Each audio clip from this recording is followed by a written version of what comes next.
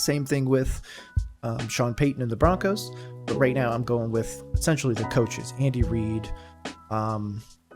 Harbaugh, Sean Payton, and then of course Antonio Pierce. Hey, I thought it was all over. Nope. They roll coverage.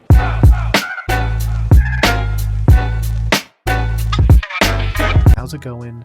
Welcome to Roll Coverage. I am your host, Nick. We are jumping into it. I am picking all the NFL divisions in order way too freaking early.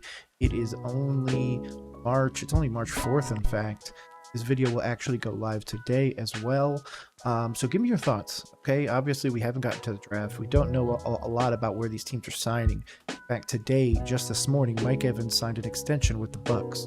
So there's going to be a lot of changes coming. But I want to get out ahead of it. I'm going to do a few of these, see how I rank it at the end of the year. When is the best time to pick? We're going to find out. So the first one we're going to obviously start off with is the AFC East. Obviously, we got Bills, Patriots, Jets, Dolphins. Personally, I will take the Bills to win this division. I think it's going to be a pretty easy one next year for Josh Allen. I think that barring some sort of shakeup with Miami, I don't think they're really going to be contenders, and in fact, I think the Patriots are going to bounce back as well. Obviously, the Jets are in a weird spot, but to be honest, I am going to go. I think I'm going to take the Patriots 2, Miami 3, Jets 4. It's like, where the hell are they? Okay. My thought process with that is I think Gerard Mayo is really going to change things. I obviously think Tyreek Hill and Jalen Waddle can do well in Miami. I do think the loss of Vic Fangio is going to hurt that defense quite a bit. I do think that whatever kind of New England decides to do, whether or not they decide to go get Jaden Daniels, whether or not they get Drake May or get lucky and get a Caleb Williams, or if they just decide to go and, try and pursue a Baker like we've heard, or try and pursue some sort of free agent. I mean, we've even heard Justin Fields. If that's the case, do you use that top pick on Marvin Harrison Jr. and bring him there? That's kind of where I'm, thinking. If you can end up with a Justin Fields and a Marvin Harrison, you're definitely in there. I could absolutely see these two switching here. So, oops, not there like that. I could see the Dolphins being something where they come back, and really give their all, but just aren't able to really get over the hump. I do think Josh Allen is going to run away with this division next year. But for that reason, I'm going to stay with the Patriots up there. I do think the Jets, to be honest, are very much capped by Aaron Rodgers. I understand he's a multiple-time MVP. I understand he had this great career with the Packers, but he's now coming off of a very tough injury to recover from in general at an advanced age. Don't get me wrong, the New York Jets defense is ready. Garrett Wilson looked really good. There's a rumor they could bring in Devontae Adams, but as of right now, they're last. I'm sorry. I don't know what to tell Jets fans. I'm sorry, Rich Eisen. You're my boy. I love you to death, but yeah, they're not going anywhere. Moving on to the North, though, we obviously got another interesting one. We got Burrow coming back. We got the fluctuation of Pittsburgh. Who are they going to go with quarterback? Are they going to stay with Pickett? They obviously got rid of Trubisky. They got rid of Rudolph. Are they going to go trade for somebody? Again, Justin Fields still being that name that's up in the air right now. Do the Browns bounce back with that great defense? Are they able to do something more? Burrow returning, and of course, Lamar Jackson. For that reason, I'm going to continue to stay consistent with Lamar. Okay, Lamar's number 1, Burrow's number 2. I don't really care what you want to say. 2-time MVP, multiple playoff wins, the whole nine. I obviously understand Burrow went to a Super Bowl, but there's also something we got to kind of take with that, and that's the idea that he's been hurt more than he's been healthy. So I think that's going to be the big one. Now, it really comes down to, in my mind, the Browns, of course, and the Steelers. I really believe in the Steelers. I believe in the Steelers every year. I don't really care what anybody says. I love Tomlin. I love the organization. If I wasn't a Panthers fan, Steelers would probably be pretty high up there. Even though I'm from Florida, of course. But for this one, I'm going to take them. I'm going to let my bias, kind of lead me up a little bit, and I think this is the way the division is going to come out. Now, there's a lot of caveats to this division. Lamar gets hurt, Lamar's out. I mean, it's going to tank the Ravens and everything like that, of course, unless they go out and get a really good backup. Burrow, same thing. His backup was able to come in. Dude's Bajent came in and was able to, really do some stuff, really get some stuff going. So there's some opportunities there. Steelers are the one where they're very quarterback dependent, in my opinion. Whoever becomes the quarterback really changes everything. If it's Russell Wilson, I could see this team being 11, 12 wins, contending for the division, or the conference at that matter. So, and then obviously I don't believe in Deshaun Watson at all. The Browns have a great defense. Two-time coach of the year in Stefanski. I mean, there's so much going on there, but that Watson thing is a problem. So I'd probably think about that here soon. And yeah, that's where I'm going to sit at with that. I'm going to say Ravens, Bengals, Steelers, Browns in that order. Obviously, the one on the left is going to be the one that's going to be in first place. One on the right is going to be the one in fourth place. Moving on to the South, another interesting one. This is a division. I'm going to put them up on the screen right now. I'm going to take them. I'm going to take the Colts. I'm going to take the Jaguars. And I'm going to take the Titans. Okay. So that's where I'm going with this. Obviously, there's some caveats to that. CJ Stroud, I think, will continue to build on his rookie season. He was the right pick from that draft, and I think he's going to be the best quarterback from that draft, bar none. I don't think anyone else is going to be able to really contend with that. Richardson's coming back. That offense under him can be insane. The opportunities that he's going to present are going to be there, and I could absolutely see him being an MVP conversation if he can stay healthy. Obviously, they've lost some defensive pieces. They need to retain Pittman. There's some other stuff, but they're always kind of in it. And that's going to be a real interesting one. Now, if Richardson gets hurt, they immediately drop down to last in this division. Again, it's at right now where the teams stand. I do think Trevor Lawrence starts the regression. I think that Trevor Lawrence was the right pick at the time because he had the intangibles, he had everything like that, but I do not think Trevor Lawrence will ever win at the highest level. I do not think he will ever make it to a Super Bowl. I do not think that Trevor Lawrence is going to affect change in the NFL with the Jaguars. So there could be some opportunities down the road to trade him and possibly shake things up. Obviously, he's secure in his position as starting quarterback of the Jaguars. But they're trying to bring back Calvin Ridley. They need to bring back Josh Allen. There's a few people they really got to work in there to keep this going. So I, for some reason, see them taking a little bit of a step back. And the Titans, you're going to roll with Will Levis over Tannehill. Levis, don't get me wrong. Levis proved me wrong with a few of his games. I think he had one with like 3 touchdowns, no picks or something like that. He has an opportunity. I just don't know about the offensive weapons, especially when you're going to lose Derrick Henry. I just don't see it. Obviously, your offensive line is going to be, or your offensive defensive line is going to be one of the best in the league because you're getting the Callahan dad. God, is it Bruce Callahan or something like that? I'm not sure, but yeah, dude's dad that came over, Mike Callahan. I don't know, but yeah, he's going to absolutely affect change. But I just don't think Will Levis is the guy right now. Now, by the end of the year, he could develop into something more. I think his ceiling is Kirk Cousins, but obviously that's ceiling. Yeah, I just think this is going to be a weird one. This one is going to be absolutely quarterback dependent more than any of the other divisions. And then obviously the other thing I would think about is running back.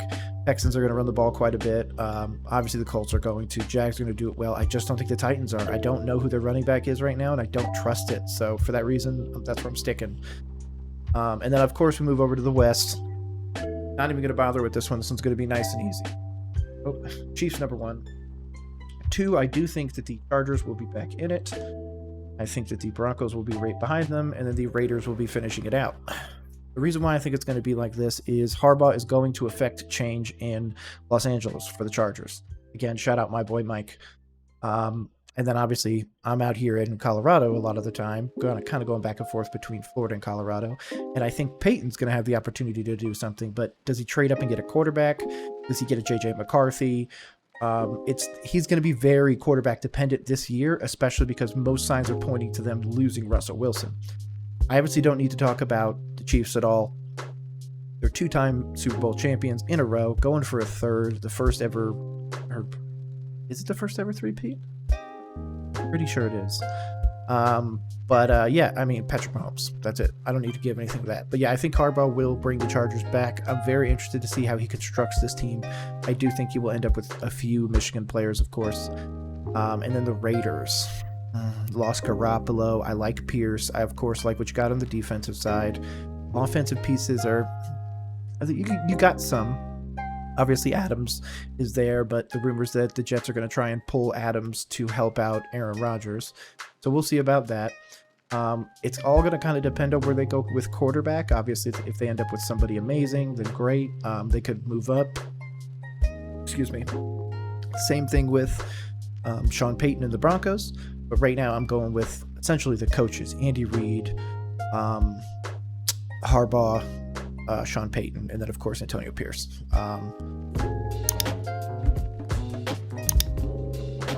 Yeah, that's how I'm going to handle that. So AFC is an interesting one. Division winners, pretty much the same. Moving over to the NFC East, Giants, Eagles, Redskins, Cowboys. I think it's Cowboys. I think the Giants are last, to be honest with you. It's probably them, Washington, and the Giants last. And now that's obviously saying a lot because I'm a big, huge fan of Jalen Hyatt. And I think that they would have an opportunity to pair like a Michael Penix or somebody with Hyatt that could really help elevate him. You guys could go and get a Roma Dunze or somebody like that. So there's a really great opportunity for New York. I just don't think that Daniel Jones, regardless of my Duke fandom, is good enough to win at the next level. So for that reason, I'm just going to say that. Commanders are in a very unique position being at pick 2, whether or not they're going to end up with Caleb or whether or not they're going to end up with Drake May or even Jaden Daniels. So there's opportunities there. Offense has Dotson, Terry McLaurin, I'm sorry. You guys had Samuel last year, or it might have been the year before, but you guys have some good running backs. You guys have some opportunities, and of course you've got some picks. So it's going to be real interesting how it kind of all fleshes out. It's really, really, really dependent on your quarterback where you end up in this division specifically. Eagles, kind of in the same thing. Does Jalen Hurts stay healthy? You just lost Jason Kelsey. He just retired this morning. Shout out Jason Kelsey, happy retirement. So there's a lot of things kind of going into that. I do think they'll regress a little bit. Obviously, I could see the Commanders and the Eagles switching, or the Eagles and the Giants switching, to be honest with you. It's going to really depend on this year, and this is the year for Jalen Hurts. Does he will his team to win, or is this where they're like, okay, without all the right pieces around him, Jalen Hurts can't do it? And I think that's going to be a big narrative this year. And same thing with, of course, the Cowboys. I think the Cowboys will win this division. They're the most ready to succeed. If Mike McCarthy doesn't succeed, he gets fired, and then they pull in Bill Belichick, and then we get to see how that fleshes out. I've seen a few interesting trade opportunities where they're getting rid of Dak or trying to figure out something for Dak. I could see a few different trades, to be honest with you. I know that you guys are going to want to kind of do something. You got to pay CeeDee Lamb. You're going to have to pay Micah Parsons. Dak is making a crap ton of money. But yeah, this is kind of Dak's last opportunity, in my opinion, before everyone's got to really, really get paid and it really gets hard. And then, of course, his cap number. So it's kind of all playing into it. So it's kind of hurt him. Moving to the North. The North is such an interesting one. The Lions. Okay, yeah, I'm going to take the Lions 1. We're going to take the Packers 2. I'm going to take the Bears 3. And we're going to go Minnesota 4. Can't believe I'm picking Minnesota 4.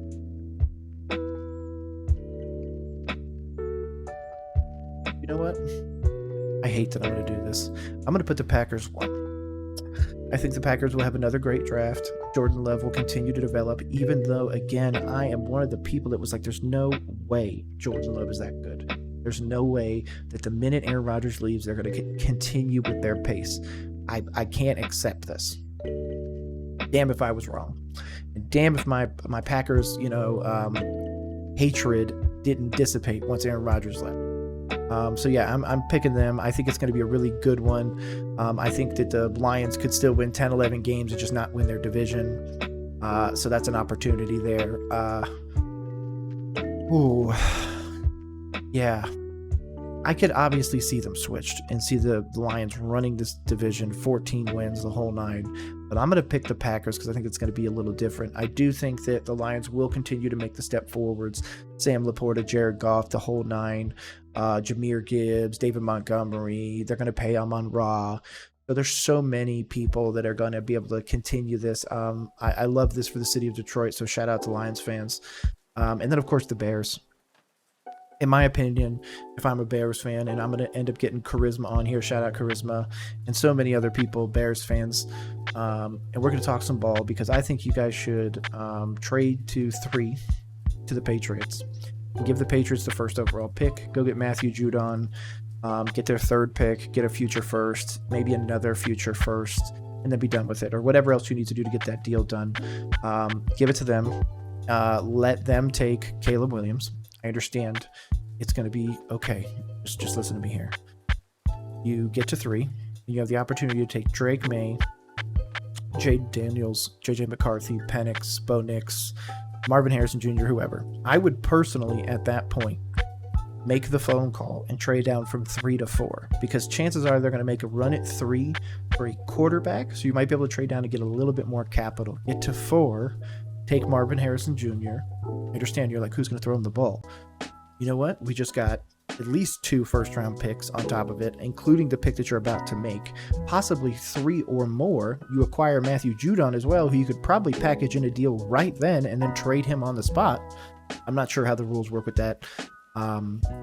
If the trade is made in the same day, so that might be a little fuzzy, but you just have the opportunity to really trade and make things happen. I'd rather have Marvin Harrison Jr. on the team and do that thing. I've seen a few other trade opportunities for the Bears to really go out there and get something. I just don't think it's worth it. I don't think it's worth trading this pick for a Trevor Lawrence. I don't think it's worth trading this pick for a Bryce Young or any of these like things. I'm literally looking at the teams real quick. Just go through it. Josh Allen wouldn't get traded. The Patriots don't have one. I don't think they would trade Tua. Aaron Rodgers isn't worth a first. They're definitely not trading Lamar. They're definitely not trading Burrow. They would trade Kenny Pickett, but they would trade Deshaun Watson, but I don't think Deshaun Watson makes things better in Chicago. They're not trading Stroud. They're not trading Richardson. Lawrence might be tradable, but I don't think that that's going to happen. Titans got Levis, so no. Patrick Mahomes isn't. Herbert, no. Wilson's going to get cut, so the Bears could just sign Russell Wilson and then, have him with Marvin Harrison Jr. and the whole nine. So, Raiders don't have anybody. I think they would trade Dak, but they would need a quarterback back, so they would need a top or at least a higher pick. I just don't think it's worth it for Chicago, at least. Hurts potentially, but I doubt it. Washington doesn't have a quarterback. Daniel Jones, they would trade in a heartbeat, but nobody wants him. Jordan Love, no. Goff, if they could get a top 10 pick, I think they would trade Goff. Obviously Caleb Williams, no. Kirk is a free agent. I wouldn't go get Stafford. Kyler might be interesting. It's not worth the pick. Nobody. Bryce Young's not worth it, in my opinion, even though I'm a Panthers fan. Saints, Carr, Purdy, Baker's not even under contract. So, yeah, I can't really think of them going out and trading for a quarterback, even if it's in this draft. Take Marvin Harrison Jr., trade back in the draft, get a huge amount of capital, and hope and pray that one of those future first-round picks turns into something like the Panthers did. I'd probably make a deal with the Saints. I'd probably make a deal with the Cardinals, the Giants, the Titans. There's a few teams that I would probably make a phone call to and try and get there first in the hopes that it's a top 5 pick in the future. But let's move to the West because I'm going to do my division last. Again, I'm a Panthers fan. So in the West, we got these two. Niners number 1. I'm going to go Rams 2, Seahawks, Cardinals. Obviously, the Niners are one of the best teams. Rumor is that they're trying to make the Kirk Cousins acquisition a thing. If that's the case, they're winning a Super Bowl. I'm just going to say that. I don't think Stafford really continues to change things for the Rams. I think it's really McVay and all the other opportunities they have. Obviously, Puka and Cooper Kupp help out quite a bit. Aaron Donald on the other end, and obviously they've got a lot of pieces there. I would expect Aaron Donald to be traded at some point, whether or not it's by this upcoming trade deadline or the offseason next year if he chooses to not retire. Stafford's probably not too far behind him. I don't think Stafford's going to play forever. So I think this is really kind of the last hurrah for the Rams as we know it. Geno, I think, is going to take a step back. He's got a defensive coach now. He lost Dave Canales, who was this big quarterback whisperer. Obviously, he's been gone for 2 years, but we're seeing the slow decline. Obviously, Pete Carroll's gone. I really expect him to take a step back. And then, of course, the Cardinals. I just don't think they have anything there. I mean, that's really simple. They traded away pretty much all of their value. And, yeah, it's going to be real interesting. Now to my division, NFC South. To be honest, so right now my division is kind of screwed. Baker hasn't signed. Derek Carr isn't the guy. Bryce Young had a poor rookie showing, and the Falcons don't have a quarterback. That being said, how I think it's going to end up is going to be Falcons winning the division, the Bucs behind them. I do think the Saints will win games, and I do think my Panthers are set for a bad year again. Falcons, whether or not they end up with Kirk Cousins or whether or not they end up with Justin Fields, which are the two betting favorites, I think they win this division handily. I think they 10 plus wins, no problem. I think that the new coaching staff and everything, the changes, is really going to benefit them quite a bit. Bijan, I mean, it's just going to be a really great year to be a Falcons fan, in my opinion. Bucks obviously just re-signed today, a little bit ago, to Mike Evans to a 2-year deal, $35 million guaranteed, like 57 overall or 50-something overall. That's a good one, but they haven't signed Baker yet. Rumor is that Baker will not take a hometown discount, so that could complicate things. The Saints have Chris Olave. The Saints have some dudes on that freaking team, but Derek Carr is not him. I don't care what anybody says. If the Saints team had Baker, they'd be a 10-plus win team every year. Yeah, I think it could be an interesting scenario too, where the Broncos essentially get rid of Russell Wilson, and then Sean Payton trades for Derek Carr to bring him to Denver. So I think that could be something too, but we'll see. And then, of course, my Panthers. It's going to really depend on how we draft. My Panthers are very much hurting in the offensive line, defensive line. We've paused talks with Brian Burns. We're probably not going to re-sign Chark. Laviska's pretty, shot at this point. Thielen thought that this was a Super Bowl contending roster potentially, so Thielen's gone. Miles Sanders, to be honest, just needs to be traded. The fan base is so against him regardless of anything. We're going to apparently cut Dante Jackson if we can't trade him. We've got so many questions. Frankie Louvu, Brian Burns, DB. I mean, we've got a lot. So I just don't think it's fixable in one offseason, just like I thought it wasn't fixable when Frank got here.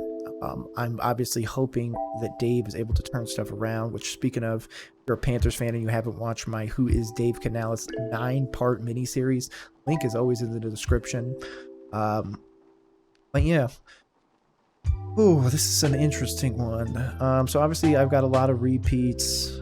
Out of these ones, obviously I could see some changes here, but I like where I picked my winners. I like where I picked my losers. It's in the middle that I'm a little funky with. Yeah. You just tell me your thoughts, guys. I just really appreciate you coming on by. I think I did pretty well. Not really sure, though. Make sure you tell me down there. Sorry, I'm trying to make sure that I curate this for everybody. This has been me, Nick, right here on Roll Coverage. Just kind of picking my thoughts right now. Again, it's only March. It's way too early to even be thinking about this. And again, there's a lot of caveats with my thoughts, but drop yours in the comments below. Make sure you're subscribed on all of our socials. Again, my name is Nick. Hopefully you enjoy the rest of the day. I appreciate you rolling with us. Peace.